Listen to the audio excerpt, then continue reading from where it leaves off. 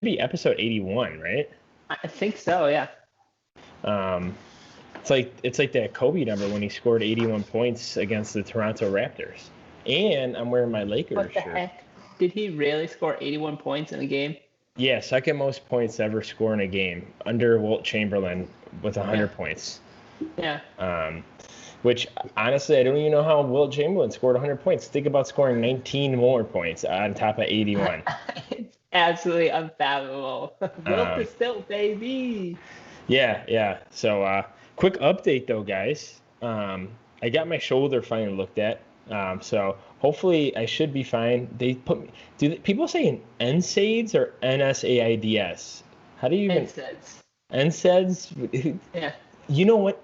Honestly, quick update on healthcare. If you guys could quit the abbreviations, it would help a lot. I don't care if you're DO, MD, PA. I don't care anymore. Just say you're a doctor with knowledge, and I will say okay.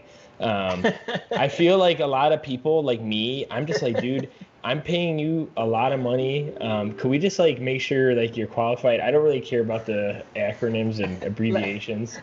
let's run that up real quick. Okay, so Yeah. I like open the door. I'm just like, "Hello, Antoine. I'm a doctor and I have knowledge." See, exactly. I'd probably listen. Uh, hey, stick this into your glutes and you will get 20% stronger. Okay, cool. Did the nurse tell you what you'd be doing here today? Okay, so this next test, we're gonna have you get off the bench, turn around, drop your pants, spread the cheeks. Did you ever watch the show Scrubs? Yeah, yeah. There was a Dr. Turk, the surgeon, one of the best like the main characters. Um, it was funny. Every time he went to go see his doctor would be like automatically, all right, take off your pants, and then I'll see you in a second. Like no matter what it was, it was like I think he had to get his mole. He wanted to get his mole checked out to see if he could get it removed on his like face. And he's like, okay, Turk, go in there, take off your pants. He goes, why always gotta take off my pants? uh, but anyways, yeah, I got that checked out. I'll have my hormones checked out as well. So I will give you guys an update once I get those results back in because I just went yesterday. And then I'm doing the blood panel, not right now, but soon enough. So hopefully I get to share some cool results. I am plus or minus like what 20-25 pounds over like what I was standing at like a year and a half ago. So it'll be interesting to see like how my bulk's doing. My blood pressure was a little bit high, but I want to say I threw that off because I had a big bowl of soup beforehand. I don't know if that would throw it off, but I think I had like a big old bowl of soup with like a lot of French bread. So I don't know if that threw it off, but it was like an hour before going. And also, they kept on telling me about, I think with the blood panel, I'm going to fast 8 hours before doing it because they kept asking me. And I'm like, I never really fasted for a blood test. So I'll see what the results are. Roman, have you seen, would that Yeah. make it? Usually say at least 12 hours. Yeah, they kept saying 8 hours, but I got an Mhm. X-ray on my shoulder. I got those NSAIDs, whatever you call them, for 30 days. They think it's just a minor tear, which is like pretty cool. He did a bunch of tests like with my arms, like reach behind my back, reach above my back. Like he's pushing like the different planes of motion against my hand. Um, but yeah, he thinks it's just a minor tear. I told him, like I said, I think I might have mentioned it here. I haven't really like lost my strength in my pressing movements. It just hurts. So maybe that's why he probably thinks it's more musculature. They probably just did the X-ray to check if I have a fracture. I'm assuming. Yeah. But I think the X-rays will come back pretty normal. But it's so crazy that X-ray actually give you like radiation, and like it's always funny because like they always like put you in the position and they like book it and then they hit the picture because Yeah. like can you imagine like the person the radiologist like specialist that actually has to do that if they actually stood in the room how much like damage it could probably do to their body. Um, but yeah, like it's so crazy. She's like, "All right, now put your hand this way," and then she like books it, hits the picture, then comes books it. Like, um, Yeah, but well, the scientist that like discovered X-rays and like that was like doing a lot of them because he like developed technology for it, etc. He died of cancer because like Too many, they probably, yeah. Yeah, they didn't understand at the time that like you needed to like have some sort of like barrier behind you that would like either like absorb or deflect like the radio like active waves. Yeah. So yeah, that's why And they that's do why that. they do like the big I call it the bulletproof vest. Yeah. Yep. Um, but anyways, yeah, that would be pretty cool. I'm hoping I'm just gonna probably take this for 30 days and kind of lay off of it for 30 days. You know what? I know Roman probably said I probably shouldn't be doing it. Like yesterday, I did that. I did hack squats for legs. Honestly, it didn't bug my shoulder at all. So I'm gonna Yeah. continue to do those. And man, Nice. I miss those. I was getting so many gains, full range of motion. My butt was like literally touching my heels. Oh my goodness. My quads are so sore right now, my glutes. It's like amazing.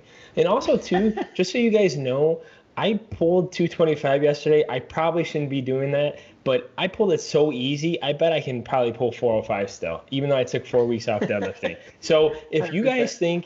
guys think I'm ever gonna not be strong, it's probably even with injuries, I'm still gonna take you out. I'm sorry. I don't care anymore. But I literally loaded 225. I missed deadlifted so much. You know what's crazy Yeah. though? It doesn't hurt when I pull. It doesn't hurt. It's Interesting. like only Yeah. pressing. So like Yeah. but either way, I'm not gonna deadlift anymore, guys. I was just being an idiot yesterday.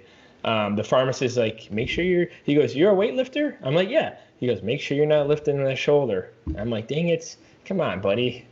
Give me some props. Let me lift. Um, the doctor also said he didn't really like working with athletes because of the fact that no one ever wants to stop moving when they're an athlete. Yeah. But yeah, I mean, we'll see what that comes out of. But Roman, episode 81, what the heck are we talking about, buddy? We're talking about foods that help you lose weight, folks. Yeah. I mean, I might honestly go on a mini cut and lose like 5 or 10 pounds for this month. Maybe not the whole month. Sorry, I should. Maybe like in 3 months, maybe I'll lose like 5 to 10 pounds just to like recoup and not like put on fat. Um, but yeah. Nice, buddy. Heck yeah. I'd say like the biggest one for me is probably potatoes. What about potatoes, buddy? I need more Pota- context. yeah, potatoes like they just like fill me up. Like if I just had like a plain baked potato, like with like a little bit of salt, a little bit of pepper, like it's honestly hard for me to get through like one medium sized like russet baked potato. Yeah, yeah, and I think that's where a lot of people will like kind of get the best advice when it comes about this topic is like um, the best foods for you are probably whole foods, I should say, meaning Yep. like not processed, meaning more of like, hey, it was grown from the ground, grew from a tree, um, killed by an animal or killed an animal, but also you don't have to kill animals to eat your food. If you guys haven't checked out that Mike Israetel and Vegan Gains debate, please check it out. Roman, I actually watched the whole thing Oh heck yeah, nice. after you said that. I forgot to tell Yeah. you. Um, Mike Israetel is like one of the guys that we highly respect and like probably watch and listen to like almost every day. I'm not with Roman every day, but I'm assuming he's like the same as me. Awesome. But Yeah. yeah, they went over pretty much like how bodybuilding and you could probably get in top level shape with vegan dieting. There's a lot more obviously to pay attention to.